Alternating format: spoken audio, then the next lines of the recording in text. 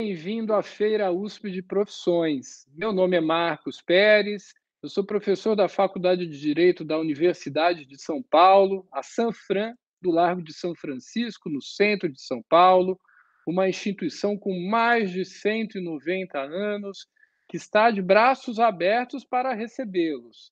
Vamos conhecer um pouco dessa história, um pouco do que é estudar na Sanfran, e na esperança de recebê-los aqui no ano que vem. Venham comigo, vamos conhecer um pouquinho da Sanfran.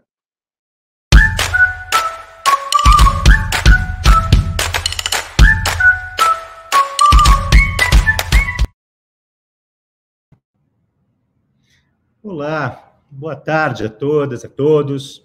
Meu nome é Rodrigo Otávio Brolha Mendes, ou Rodrigo Mendes.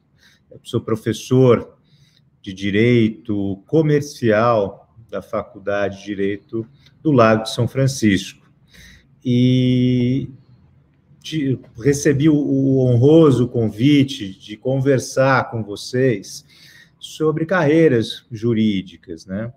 Ao lado da minha profissão como professor, que hoje é basicamente a minha atividade principal, eu sou advogado também, atuei bastante como advogado, atuo como árbitro, que eu posso eventualmente explicar o que é isso também, e vai ser um prazer responder as perguntas, infelizmente não presencialmente, porque eu gostaria de conhecê-los, mas certamente no ano que vem nós teremos oportunidade de nos conhecer pessoalmente. Então, estou a postos e à disposição.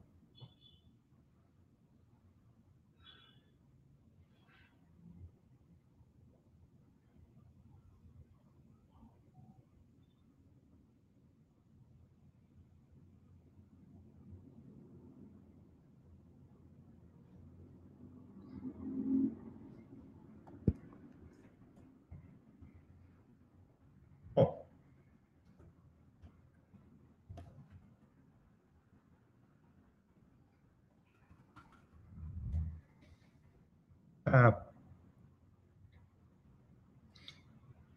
faculdade de Direito, né, enquanto nós aguardamos aqui as perguntas, a faculdade de Direito é talvez um local muito caro para todos nós, né? Ela tem um significado histórico muito importante, seja porque foi a primeira, né, faculdade do Brasil, fundada ainda na época do Império, como também pelo sentido de congraçamento que ela inspira em todos nós, seja aos alunos, seja aos professores. É comum dizer que quem entra na faculdade dificilmente sai da faculdade. A faculdade certamente não sairá de vocês. É o lugar onde tem muita memória afetiva para todos, onde nós deixamos nossos corações. Então, é uma faculdade realmente que encanta a quem conhece e a quem nela ingressa. Natália, boa tarde. Como é a área criminal dentro do direito? Apenas para defesa de casos em corte, por exemplo?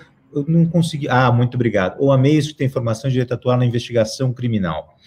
Natália, a gente pode dividir uma resposta à sua pergunta, né, em dois grandes eixos. O primeiro deles diz respeito às disciplinas jurídicas, né? Então, quando nós entramos na faculdade, nós vamos estudar uma série de disciplinas, né? Então, nós vamos estudar introdução ao estudo de direito, filosofia do direito, direito civil e direito penal, ou direito criminal, né? O que é o direito penal? O direito penal é o ramo do direito que vai proteger certos bens da vida, que a gente chama, né? Então, a própria vida, o patrimônio, e ela vai estabelecer crimes, vai definir certas condutas como crimes, né? Então, matar é uma conduta proibida, vai ser considerada como crime. Então, quando você estuda o direito penal, você estuda essa ciência. Agora, existem as carreiras com que eu posso trabalhar o direito penal, o direito criminal. Existe a carreira de advogado, né, em que eu normalmente vou defender os acusados ou os réus, né, os réus quando eles já têm um processo penal já iniciado, né, e é uma atividade de uma relevância tremenda, porque para que a sociedade possa, com justiça, atribuir uma pena a uma pessoa, ela precisa ser bem defendida, né? Então, é um aspecto que é meio que inegociável no direito. Todos têm direito à defesa. Então, essa é a primeira profissão que você se referiu, né? Que é a mais famosa, né? Eu posso trabalhar na área penal como juiz, o juiz que vai decidir esses casos, né? Na grande maioria dos crimes, é o juiz de direito que vai decidir, né? Agora, nos crimes que a gente fala que tem um ato intencional contra a vida, né?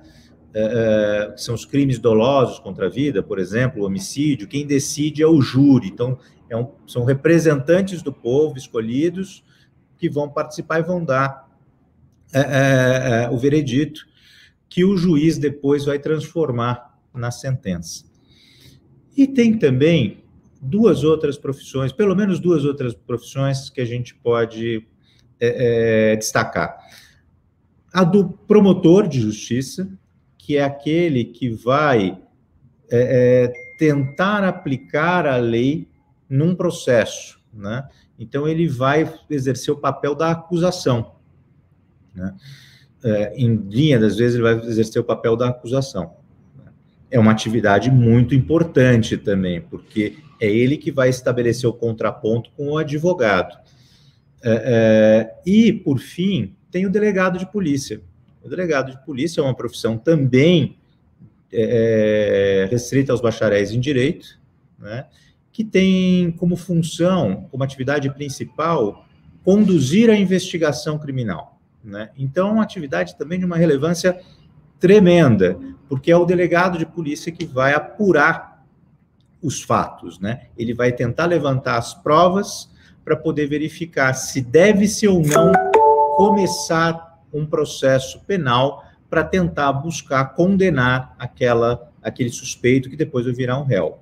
Só para terminar, eu já te falo, Cauã, mas só para terminar, o advogado às vezes pode ajudar a promotoria na acusação. Então, também é uma função do advogado. Cauã Domingues, o que seria ser árbitro? Boa pergunta. Árbitro não é uma profissão, é uma atividade, é uma função.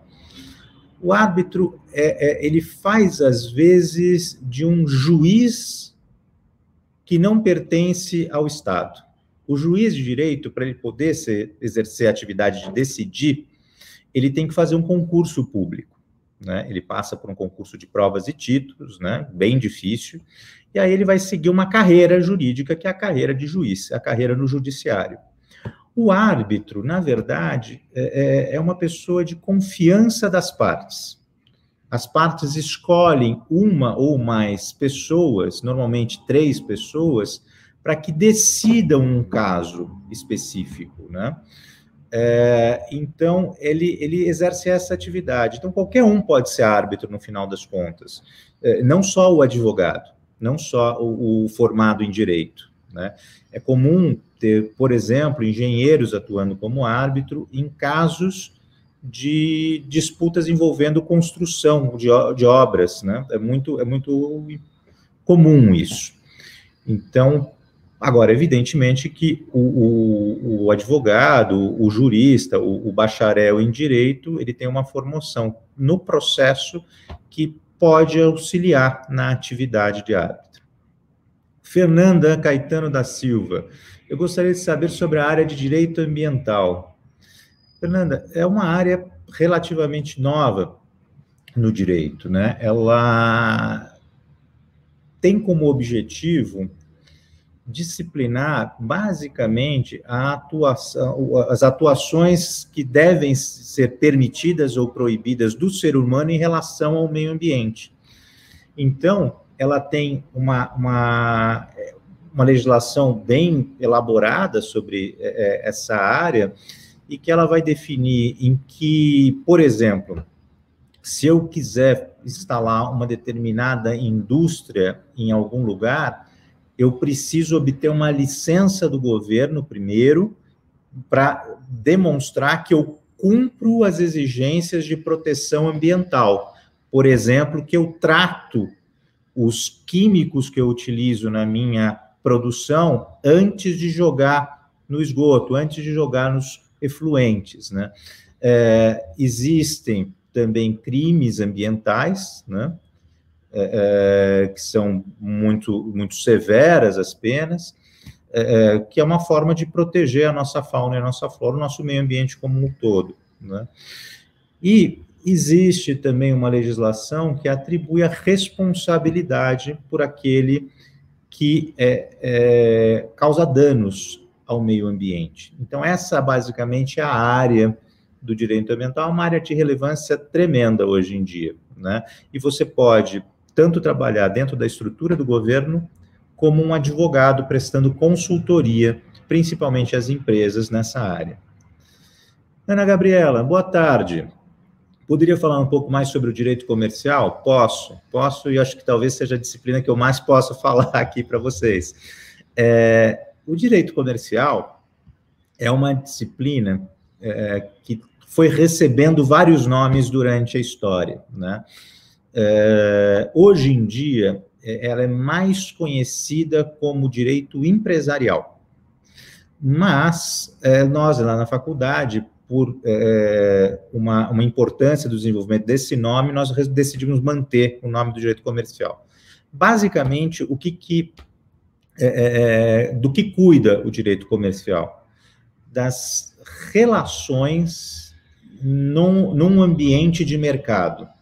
Então, as relações, por exemplo, entre um fornecedor e um distribuidor, a relação entre duas empresas no contratuais, as relações de sociedade, como os sócios se organizam para poder desenvolver uma atividade econômica, o que pode ser feito ou não pode ser feito em termos de livre concorrência, porque tem determinadas condutas que podem restringir a participação das empresas no livre mercado. Uma área que é interessantíssima e que hoje em dia abarca uma série de assuntos, que é da propriedade intelectual, ou seja, como eu disciplino a exploração das ideias. Então, é o tema das patentes, dos desenhos industriais, das marcas. Hoje em dia, até se fala, no âmbito da propriedade intelectual, do direito da moda, né, que é assim, que se protege os estilos, né? Hoje, na sociedade de informação, o uso das informações é de uma relevância tão grande também, isso também, de uma certa forma, está dentro do âmbito de preocupação do direito comercial. Então, eu gosto de dizer que o direito comercial é toda a preocupação do direito com a vida econômica, com a vida que disciplina a circulação de riquezas, né, e a produção de bem-estar. Noemi Freitas. Boa tarde, professor. Boa tarde, Noemi. Em sua opinião, quais qualidades são essenciais para alguém que quer cursar direito? Olha só, uma pessoa que não tem o hábito de leitura seria muito prejudicada? Noemi, obrigado pela sua pergunta. E Laura Haddad, é necessário decorar leis? Vou responder em conjunto, tá? E se vocês me permitirem, eu vou responder lembrando de um filme da década de 70 do século passado, 70, 80 do século passado, um filme que em inglês, eu não lembro o nome em português, mas em inglês ele recebeu o nome de Paper Chase, né? E é um filme que conta a história do primeiro ano em Harvard de um estudante de direito. E tinha um professor de contratos, que era o professor Kinsey, e ele dizia, de uma forma muito desagradável, era um professor sisudão, temido pelos alunos, né? que vocês entram na faculdade com a cabeça vazia, né? O que era uma maldade que ele fazia com os alunos deles, mas saem pensando como advogados. E isso que eu acho que é importante numa faculdade de direito. O que é, no final das contas, o jurista, né? Ou seja, aquele que estuda o direito? Ele é uma pessoa que se preocupa com a vida em sociedade e ele se preocupa em resolver problemas na vida em sociedade. Tá? Então, o que é importante para quem quer fazer direito? Primeiro, algum senso de justiça, algum senso de que existe uma forma mais adequada de cooperar em sociedade e que o direito vem para ajudar isso, né? Direito tem muito a ver com conflitos. Então, se você conseguir ter uma sensibilidade para entender o que está por detrás dos conflitos, você não precisa fazer só conflitos. Aliás, tem muito advogado que não mexe com conflito, mas é um tema que está dentro do direito. Você conseguir harmonizar conflitos é uma coisa importante também para o advogado. Evidentemente que eu alcanço isso de uma série de competências, né, uma série de habilidades.